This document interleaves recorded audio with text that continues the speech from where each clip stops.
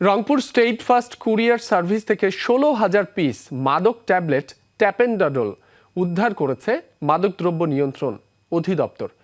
রাতে নগরীর আরকে রোডে স্টেট ফাস্ট কুরিয়ার সার্ভিসের হাব অফিসে চালানো হয় অভিযান।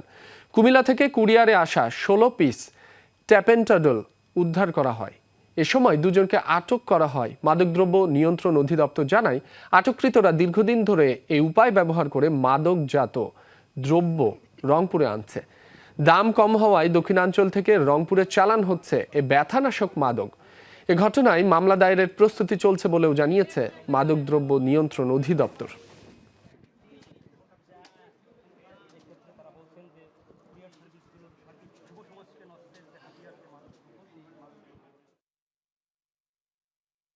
ষোলো হাজার পিস ট্যাপেন্ডাডল ট্যাবলেট আমরা জব্দ করেছি। সাথে 2টি মোটরসাইকেল এবং 3টি মোবাইলও আমরা জব্দ করেছি। ভালোভাবে তদন্ত করে দেখব যে এর সাথে কারা কারা জড়িত আছে। যাদেরই তো আমাদের সংশ্লিষ্টতা আসবে তাদের বিরুদ্ধে আমরা আইনগত ব্যবস্থা নেব।